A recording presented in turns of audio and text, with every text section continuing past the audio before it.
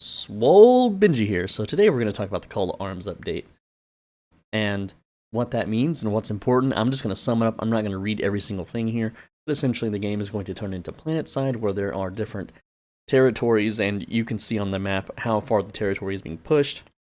Let me spoil it for you. It's going to be Martlock and Limhurst, maybe Caerleon, but that's going to be a whole different thing, and we'll talk about that too. So here's the important stuff. You can read the patch notes yourself on the forums, but one big thing is that when you're faction flagged, you'll now receive fame, silver, and loot buffs.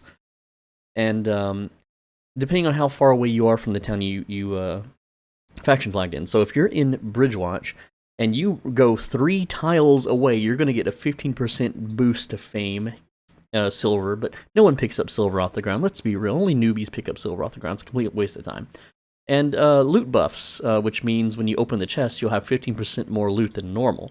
So this is a buff to farming tier 5 yellow zones, for example.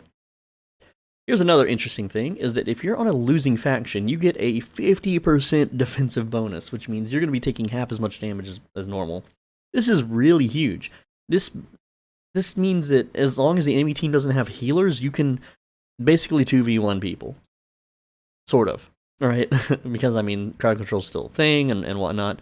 I don't really know if defensive means 50% less crowd control duration, but we'll see. We'll figure that stuff out whenever the test drone pops up. All right. Then there's new mounts that have like special effects and stuff. I'm sure you've seen the video on the official channel. If not, go look at it. It's not really well presented, but who cares? So the Caerleon faction is a really stupid fucking idea. So let me tell you why. Alright, so Caerleon flagged players can also engage by other Caerleon players. You know what this means? This means that 1 to 2 really big guilds are going to be Caerleon guilds, and everyone else is going to have to bend the knee or get killed and donate gear. If you're a solo like me, if you just have a small group of friends, you can't do the Caerleon content at all, because big guilds will have this on lockdown day 1. There's no point to add this to the game. This is just excluding players.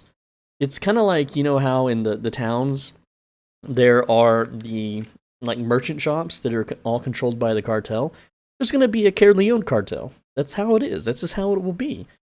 But the devs, they don't play the game. They don't, they don't see this kind of stuff. They don't really care. They're like, hey, we made content for a couple big guilds, and that's about it.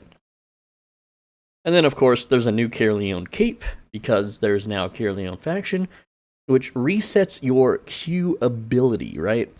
Now, I can tell you right now, this is a pretty crappy cape. Like, Thetford cape is going to be better in most situations for PvE, but resetting the Q is going to be good for maces, hammers, possibly swords, and axes if it resets the 3rd Q ability immediately, so that'll be pretty good. Daggers can have a little bit more mobility with this, but other than that, there's not really much use to it. Alright? So, if you're in a yellow zone, you'll still fail the trade mission and drop your loot, so that's still risky, which is good. Not that it'll matter, though, because I can just free farm yellow zones without losing my loot and make tons and tons of hearts. Like, capes are about to get real cheap, guys. Alright. So, Caerleon is now considered Bandit City. That's just lore bullshit. No one really cares. There is no story. It's a sandbox game with 1 quest, 2 quests in the game tops, right?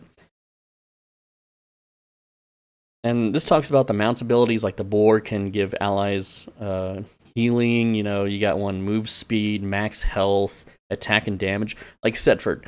This is the good one. This is the one that you want in your groups. Obviously, you want all of them, but I think they're limiting it where, like, for instance, if you're Bridgewatch and you use the mount, you can't use the faction ability, because that would be stupid, because everyone would just mix and match mounts and everyone will have all the buffs all the time. I'm pretty sure that's how they worded it in the video. But yeah, Thetford's a good one. Fort Sterling's a good one, because these are all PvE things. You're going to see these used in raid zones like world bosses and whatnot. And then I think this is a 50, they don't say it here, but it's a 50% reflect, which is really good if your whole team eats big AoEs. Like, imagine being the engagement tank or the engagement spellcasters, and right when you drop, this stuff gets spammed from mounts. Your whole team is just gonna be suffering, right? But they did change reflect a bit to make it base damage, and you can't, like, increase the damage. I'll go over that too. Alright, so Hellgates have been changed. They're now random. They're not static. And that's cool because people were exploiting the hell out of it on a private Discord. There was a private Discord where everyone would agree to not kill each other, and they would queue at the same time for Hellgates, and they would just loot the chest, and that was it. And then, of course, they nerfed the loot, making Hellgates pointless. But another thing that I don't agree on this is that, you know, the 2v2 Hellgates, I used to go into Hellgates solo because I don't have friends that play this, and I would 1v2 people, and it was fun, and I would get some loot, and it was something for me to do. But now you have to have the proper group size. You can't go in by yourself. So that's stupid. Whatever. That's just killing more content for us solo players. Alright, and I'm not a solo player by choice. That's just how it is. People don't agree with me, and people don't like how I am on the internet, so I don't get to play with other people. That's just the truth. That's just what I have to accept.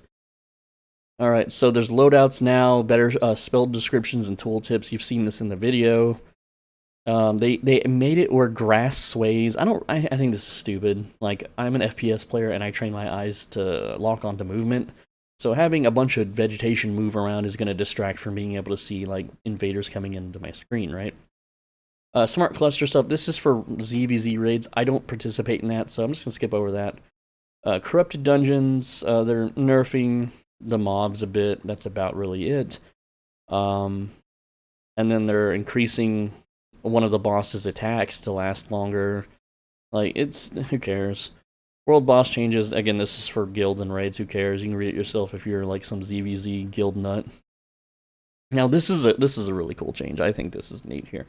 So, I don't quite agree with them taking away the Swiftclaw cubs from dungeons. They should just let you still be able to farm them from dungeons, but also from cougars. So now when you kill a cougar, which is a Bridgewatch area, skinners are forced into Bridgewatch areas. But the world is getting bigger, so skinners are going to have an easier time, and hopefully these new zones are very dense with mobs. Alright, so you have to kill cougars now to get babies, but this is my favorite change. Giant stag, 4 times higher chance to get a stag from killing stags, right? And I did skinning for a while, and I would average about 1 baby an hour. Okay, and that's having a zone mostly to myself, just rotating between the packs. And you get about 1 baby for an hour. So now this is going to be like 4 babies an hour, maybe 5? I don't know the math exactly, but that's huge. That's an extra 400,000 to 500,000 an hour. And then, of course, direwolves and direboars, you can get more babies too. Look at that, 6 times higher rate for direboar. I don't skin direwolves and boars, so I don't know the rate at which they drop. Otherwise, I would share it with you. Okay, so there is new faction warfare achievements. Who cares about achievements? Are you like 12 years old that you have to show off your achievements? No one gives a shit. 10 years from now, no one cares about your achievements. Guess what? I was a top 0.002% Halo 2 player. No one cares. No one cares about achievements. No one cares about my World of Warcraft arena achievements on my account. Nobody. No one's like, oh wow, so cool, dude. Oh my god. No. Achievements are cringe. Alright, and then they discontinued an achievement. What you do? More achievement bullshit. No one cares. So now when you reflect true damage, and this sucks. This sucks for my build, because my build uses a lot of true damage, which I'll reveal. Well, actually, I did reveal it in the arena video. Go check it out. So when you reflect true damage, the reflected damage will ignore armor. That sucks, dude. I'm gonna melt now. If anyone reflects my initiation, I'm dead. I'm just dead. Alright, so this is a big one too that I want to talk about. This has to do with the economy. So, for guilds and shit that have hideouts, whenever a hideout gets raided, they lose a defense point. After 3 defense points or whatever, the hideout gets exploded and dies. So normally, if you succeed in defending, you get all your points back. But now you don't. So more and more hideouts are going to be smashed up, which means the price for stone is going to skyrocket. So stone market is looking juicy. If you want to be a gatherer, you better start getting stone gathering up, man, because this is going to really raise the price. Alright, so resource aspects have been adjusted to compensate player reaver bonuses with additional armor instead of health. So this means instead of hitting the aspects, which are the giant mobs you can harvest for like tons of damage, it's going to be normalized, which is It's no real thing important. A lot of people would showcase how much damage they can do to a mob by using an aspect, and now that's being taken away. So it's whatever. Who cares? It's just a number. Now this is weird. The banks now appear in royal content zones as well. So you can now like when you're doing ZVZs and you're doing faction warfare, you can bank your shit. I think this change is fucking dumb. You should have to run back to town in royal zones, but that's just me. Whatever. I'm just I'm a purist. I like the vanilla game. I don't like the new game. Oh, and finally they lowered the volume of the heretic mortar. This has been so loud for so long, and they finally nerfed it. I guess the devs don't play this game, or they don't play this game with volume on. So let's talk about some combat changes here. Longbow got buffed. Daggers got buffed. Dagger pair. I like dagger pair. There's a build with dagger pair that is just so fucking good. I'm gonna share it one day with you once if I ever fame it up and actually get some use out of it. But I will be trying this out. Dagger pair looking juicy. Holy staff got nerfed. Maces, and whatever. Nature staffs, blight staff got a buff. Iron root staff got a nerf. Quarter staffs, this is a nerf. This vault leap. Like, the old E was so good for ganking and so good for, like, group PvP. Now it's just shit. It's not, I mean, it's okay. It's not as good, though. Like, I feel bad for anyone that leveled up quarterstaff. So, Empowered Slam now purges shields, because shields are being a problem, so they're just adding more purges to all the blunt weapons, I guess. And then the Separator is now on every quarterstaff, apparently, but that takes away your W ability, which is Stun Run, which is what everyone uses, so it's still a nerf. Now, Spears is... Hey, this is new. This wasn't here earlier. This is a buff. Clearly a buff. Alright, Robe of Purity nerf. Armor of Valor nerf. Ouch. Emergency Shield is nerfed. Thankfully, Miner's Cap buffed. Hell yeah. Shield Charge nerfed from the Night Boots. Evasion, the Royal Shoes are getting a slight buff. They're still crappy compared to Assassin Shoes. Don't use them unless you're just faming it up. Miner Work Boots nerf. Thankfully, because that got annoying. The Morgana Nightmare, as expensive as it is nerfed now. This is they nerfed it so that they can't fear you while you're on your mount, because people would just chain fear you and then gank you, and it was really annoying. So Mowbird buff. Well, like all these mounts, I'm just gonna skip over. They all got a huge health and gallop buff. It's pretty cool, except for the Terrorbird. Terrorbird got a nerf on their ability, and that sucks. This used to be my favorite mount for just traversing dungeons, but not anymore. Ouch. Sucks. Whatever. Battle mounts buffed. Now, reflected damage is no longer affected by any damage modifiers. That is huge. Okay, so used to you could get a shit ton of bonus damage, hit your reflects, people would just kill themselves. Because there's no more damage modifiers, they are upping the reflect a bit, like deflecting spin on those spears. Frost Shield, which not many people use, and Inferno. This is big. Inferno Shield getting buffed is fucking big, dude. On sword builds that use this, they're so hard to kill anyway. This is so dumb. Devs don't play this game. Protection of the Fiends. This is the Caerleon mount ability, by the way.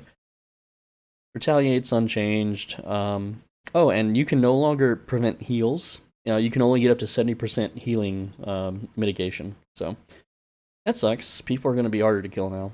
Whatever. And then the rest of this is just like spears now do physical instead of magical. The animal poison for Skinners does magic damage now. So this is good because most mobs have physical defense. So this means you'll be able to skin mobs faster. That's cool, But we're not done talking. We have another thread to discuss. And that is this one. So this is the Royal Continent rework, right? This just talks about how everything in the world, like all the furniture that people place down, are going to be going poof. And I don't think I've shared this before, but there's an exploit. If you want to stop portals from spawning in a zone, then you put a furniture over where the portal spawns, and if you do it to the whole zone, then no portals will ever spawn. Unless someone uses a map, which will then destroy the furniture. Or if, of course, someone uses a, hammer and destroys their furniture, then the portal will spawn only in that spot. So if you have, like, let's say you were on a private server and you had a zone all to yourself, and you blocked every portal but one, that portal will just always be up. It would take a really big guild to control a zone like that. But hey, now that it's out there, cool, right? Probably won't ever get fixed. Devs don't watch my videos. So this is just saying that if you're logged out in one of these zones, that you will be teleported to the closest town. That's all this is. It's not really important. Getting rid of static Hellgates because people were pre-taming, so that's cool. This just talks about how if you're in the Outlands, you'll be teleported to the nearest little town. That's all. And that hideouts won't be affected. Pretty cool stuff. This is the Roads of Avalon, where you'll be teleported to. So that's it. That's what we have to talk about today, guys. So what do you think? Let me know in the comments. Again, you can go to the forums, and it's a mess. It's so old school. But you can read this for yourself, and I just outlined everything that's important to me and people of a more solo or a small, friendship playstyle, not like big Zerg guild stuff. I can tell you right now, Martlock, Limhurst, they're going to be the dominating factions. Possibly Caerleon, depending on how big guilds do it. Caerleon is fucked for solo players. I'm sorry, that's just the dumbest change ever. Hopefully they revert that, make it where Caerleon people can't kill each other, because that's stupid. That's really dumb. Like, that would be like playing PlanetSide 2 with friendly fire on. Anyway, so I'll see you guys on the test realm. It's still currently not up because they have to update the servers and migrate everything from live to the test server, which apparently takes a whole day. So, I'm Swole Benji, thanks for watching. Be a bro and stay swole. Make sure to return your shopping carts, and I'll see you in the next one. Now, come on, Windows 10, I can't hit my stop button.